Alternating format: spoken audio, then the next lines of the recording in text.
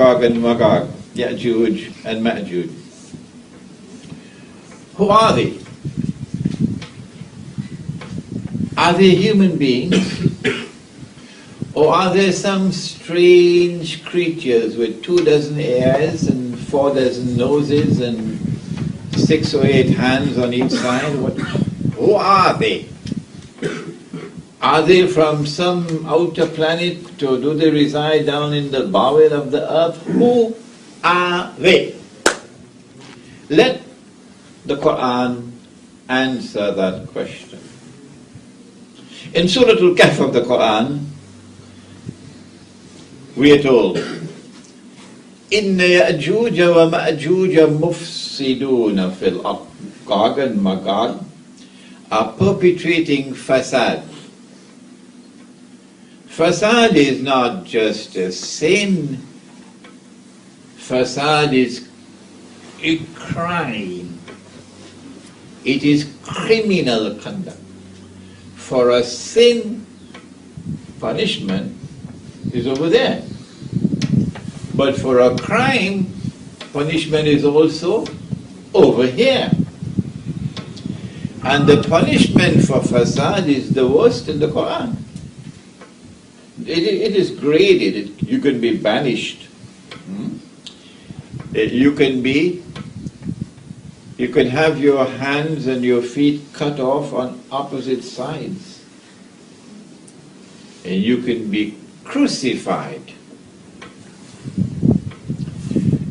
And if you are crucified, and when they bring down your body, you pick up your briefcase and you walk away, you come back. You're not yet crucified. You're not yet crucified.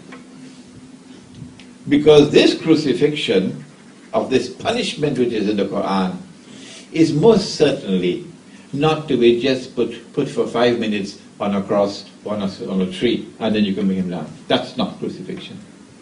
Not in the Quran. You have to die, then that you're crucified. In the Quran. Outside of the Quran there are many strange things, I know. But this is the Quran.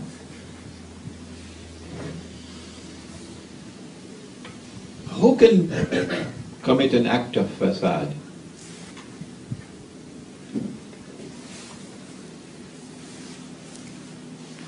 Who are Gog and Magog? Can't be an angel. Why? Because angels have no free will. They cannot disobey. They commit no sin. So Gog and Magog cannot be angels. Other than angels, who else have been created by Allah? Only jinn and human beings.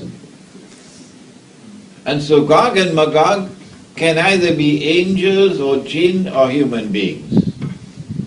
If not, they probably are creatures of whom we have no knowledge, because Allah makes no mention of them. No knowledge.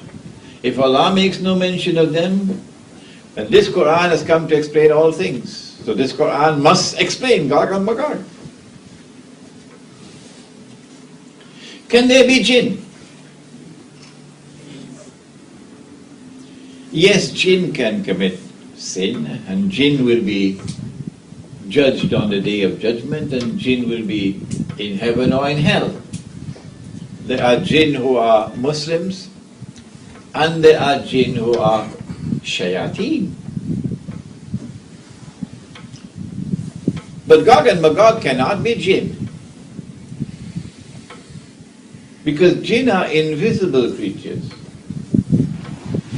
And if you are being attacked by jinn who are committing fasad in your land, and you build a barrier built of material substance, how would a material wall protect you from the jinn? And that's what Zulkarnain did. He built a barrier built of, was it recycled paper? No, it was iron. Zubarul Hadid. And a barrier built with iron offers no protection from the jinn. And so the conclusion we arrive at is that there's only one other creation. In all of creation, one other which can commit sin, which is a crime, and who can be contained behind the material barrier, because they're material beings. And so we conclude that Gog and Magog are human beings, and we only use the Quran so far. When we go to the hadith, the Prophet ﷺ said that the Ya'juj and Ma'juj are from Banu Adam. They are the progeny of Adam alayhi salam. They're human beings. So that completes that discussion. No need to go and search in the bowel of the earth. No need to go and search anywhere in the skies. They are human beings.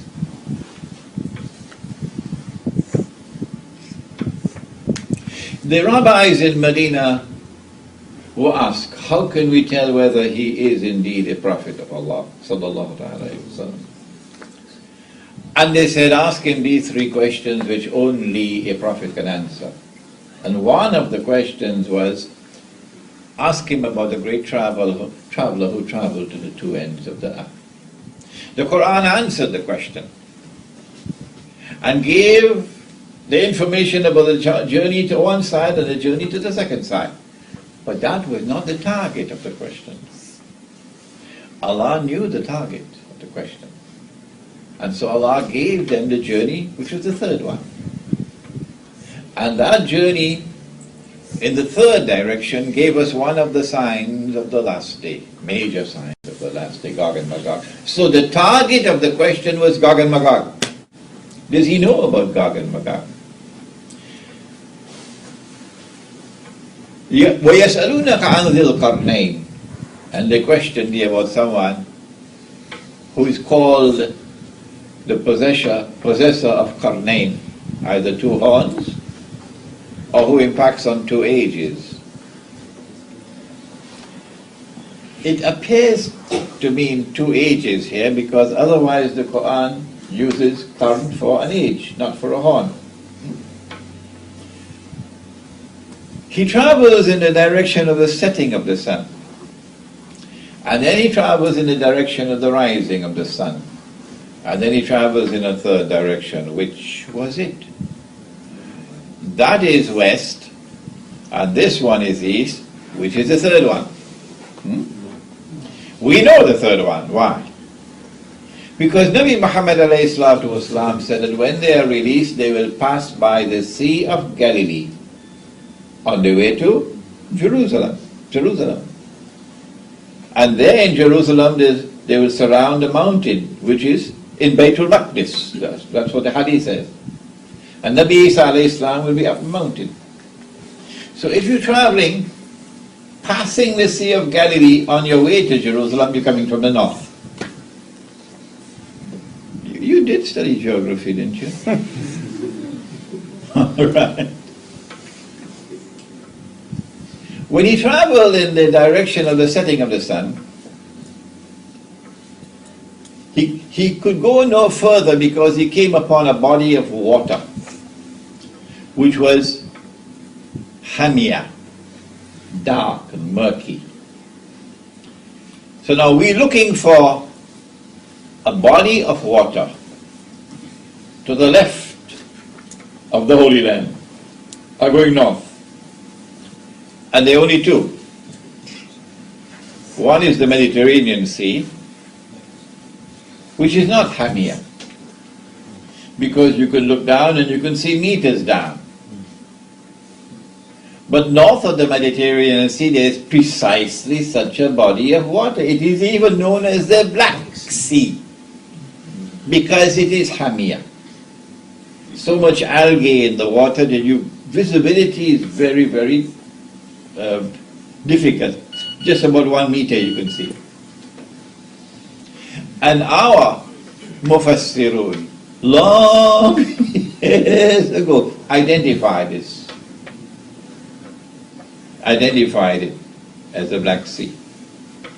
You find it in Tafsir ibn Kathir. And they come across a people. And Allah subhanahu wa ta'ala, who created Zulkarnain and bestowed upon him power. Power to pursue any objective he chooses to pursue. He is the superpower. But he has faith in Allah. And so when power is founded, power rests on the foundations of faith. How will power be used? And the Quran now gives a beautiful explanation. Zulkarnain replies to Allah subhanahu wa ta'ala, I have a little difficulty in having that fellow called Alexander, that you call Alexander the Great, having a conversation with Allah. I have a little difficulty with that. Allah speaks to him and he speaks to Allah. Alexander, the fellow who worshipped all the Greek gods and goddesses and so on. Yeah. So, Zulkarnain replies to Allah and he says, those who commit acts of zulm, who are unjust, who oppress, who are wicked in their conduct, I'm going to punish them. And so power, when it rests on the foundations of faith, is used to punish the oppressor.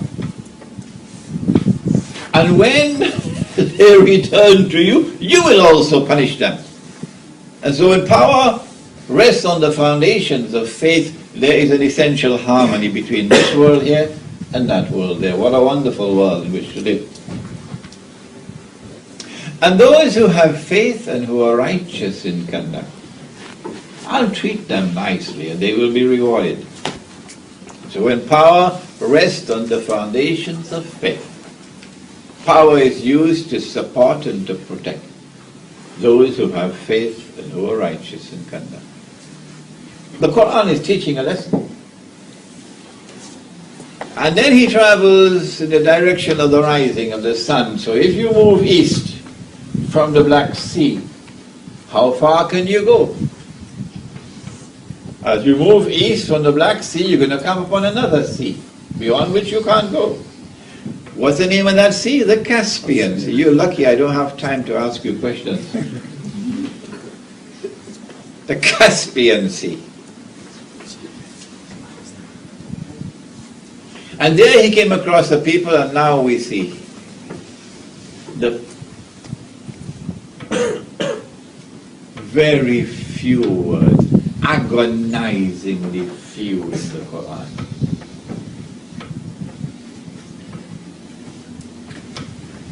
He came across a people, لَمْ نَجْعَلْ لَهُمْ مِنْ دُونِهَا سِتْرًا. Just only these words? Could you not have given us some more? لَمْ نَجْعَلْ لَهُمْ مِنْ دُونِهَا سِتْرًا. A sitr is a covering, that which covers. Other than that, we gave them no more covering. Other than that, we gave them no covering. So now we are forced. We are forced, there is no way we can get away from it. We are forced to dig deep to try to determine what is the message being sent. And when we come to a conclusion, of course, we must say Allah knows best. There's no obligation to accept our understanding. Could be. Here are a people who are sitting on a vast sea of oil. When power rests on the foundations of faith, and you come across such a people, you want to exploit the oil. I mean, it's valuable. And these are just human beings then. What do? You pick them up and you ship them to Brazil? Yeah? So you can exploit all the oil? Or, alternatively, these are people who are living an essentially primitive way of life. Only the natural covering, that's all that they have from the elements. What do you do when you come across such a people?